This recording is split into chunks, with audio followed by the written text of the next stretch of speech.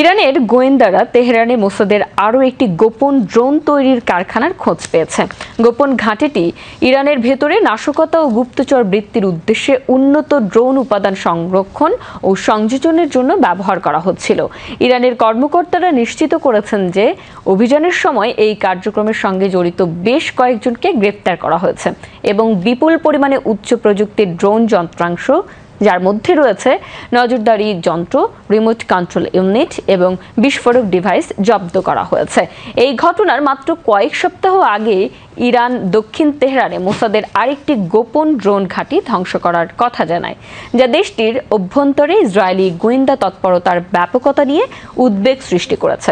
এর সঙ্গে সম্পর্কিত আরেক ঘোষণায় ইরানি কর্তৃপক্ষ জানিয়েছে, সম্প্রতি ইরানে পরিচালিত অভিযানে মোসাদের সঙ্গে সংশ্লিষ্ট সন্দেহে 700-র বেশি ব্যক্তিকে গ্রেপ্তার করা হয়েছে।